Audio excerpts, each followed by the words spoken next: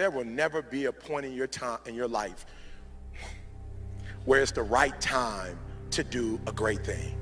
If you're waiting for that perfect moment, that perfect timing, it's not going to happen. You know what you have to do? You have to create the perfect time and the perfect opportunity and the perfect situation.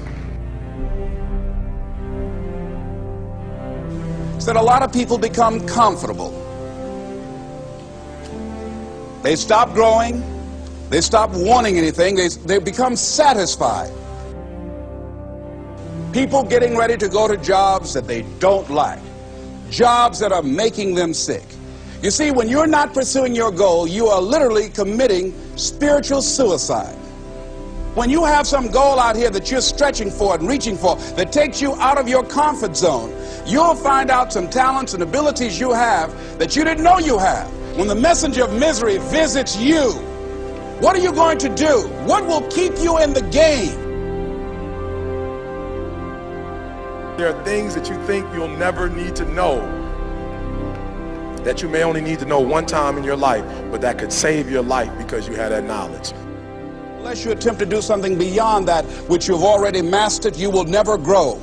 What is it that you looked at some point in time and you decided that you couldn't do it, that you talked yourself out of it?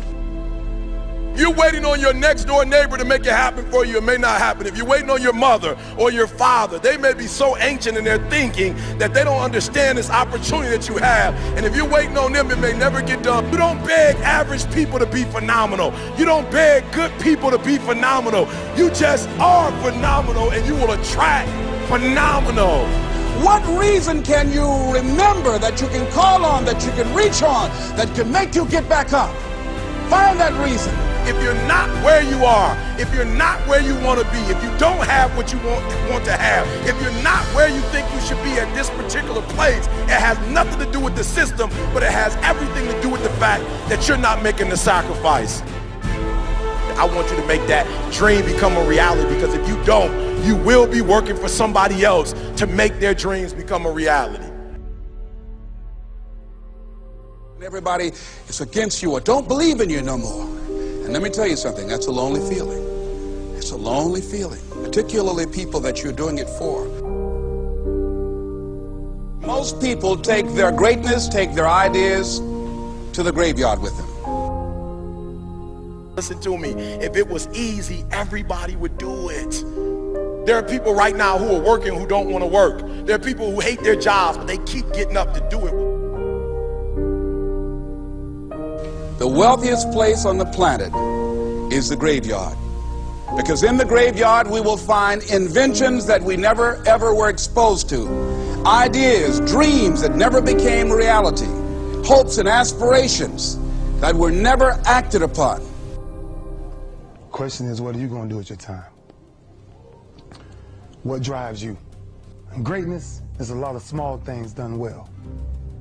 Day after day, workout after workout, obedience after obedience, day after day. When things don't work out for you, when things happen that you could not anticipate, what are the reasons that you can think of that can keep you strong?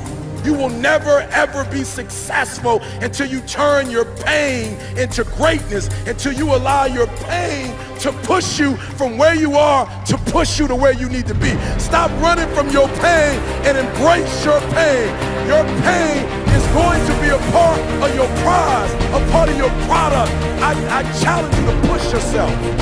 See, it's easy to be on the bottom. It doesn't take any effort to be a loser. It doesn't take any motivation, any drive in order to stay down there on a low level.